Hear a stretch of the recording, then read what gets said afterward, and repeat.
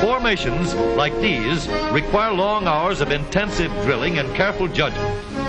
When the troop goes around the corner, the riders on the outside of the turn have to adjust their speed to keep even with the riders on the inside. The man on the outside has to ride a lot farther and a lot faster in order to keep up with the parade.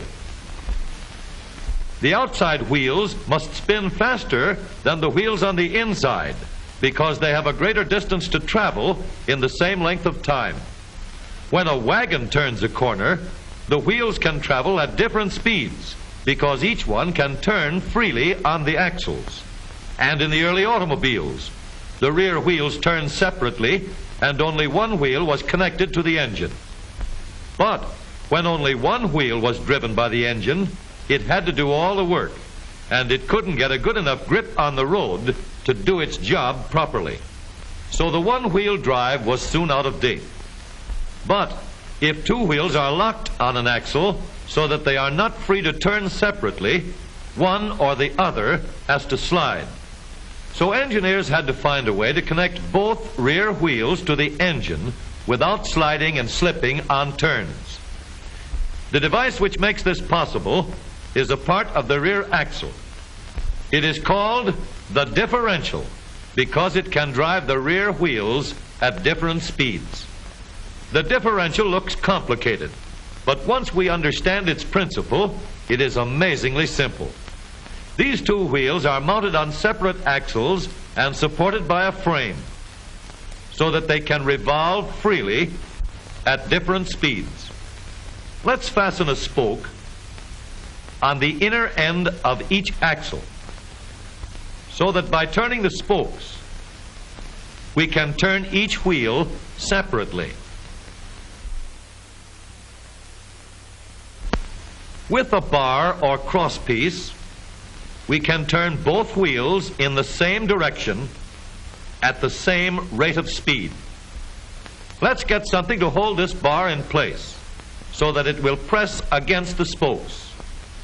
Notice that this support is not locked to the axle. It turns freely. Now we can spin the wheels by rotating the support.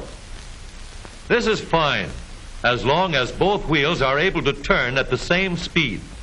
But let's see what happens when we go around the corner. With this arrangement, we cannot drive one wheel faster than the other.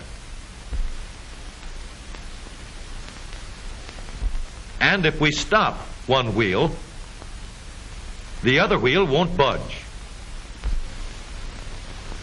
Let's put this bar on a pivot so that it can swing in either direction.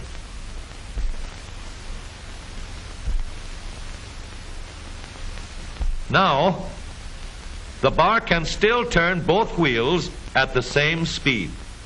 And because it pivots, it lets one wheel turn even when the other is stopped. But if turned too far, the bar will swing around until it won't drive the spokes that turn either wheel. We need another crossbar and more spokes to carry on the job. When we stop one wheel, the crossbars will continue to push the spokes of the free wheel around.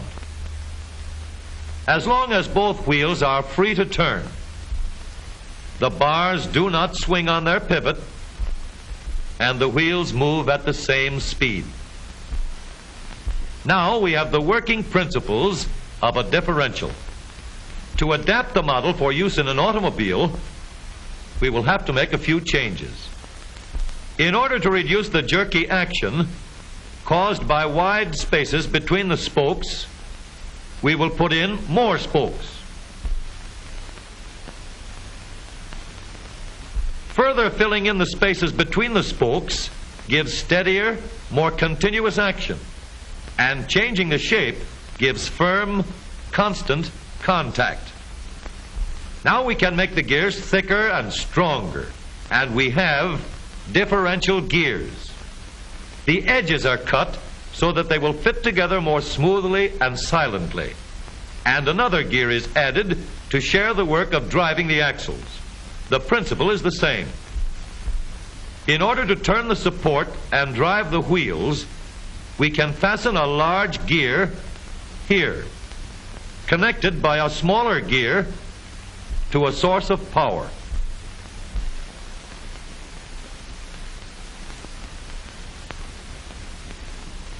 Notice that the power is connected to the differential at the center line. We can make our model more compact by moving the gears closer together. When we put our differential in an automobile, we have to leave room for the drive shaft, which carries the power from the engine. We may build the floor of the car above the drive shaft. But if we do, we won't have much room inside unless we make the top of the car high too. Of course, we could lower the floor and ceiling, but the drive shaft would be higher than the floor. This would have disadvantages. A shaft in the middle of the floor of an automobile would be inconvenient for passengers and would be awkward for carrying luggage. Today, engineers have found a way to make the car roomier and closer to the road without a clumsy shaft above the floor. The drive shaft from the engine to the differential is lowered out of the way, and the drive shaft is connected to the rear axle at the bottom. The new low center drive makes the rear axle quieter, stronger, and more durable because it gives better, smoother contact between the gears.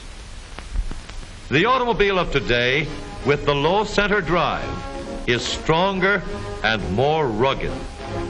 Every part of the rear axle has been built to withstand strains far greater than it will ever meet on the straightaway or around the corner.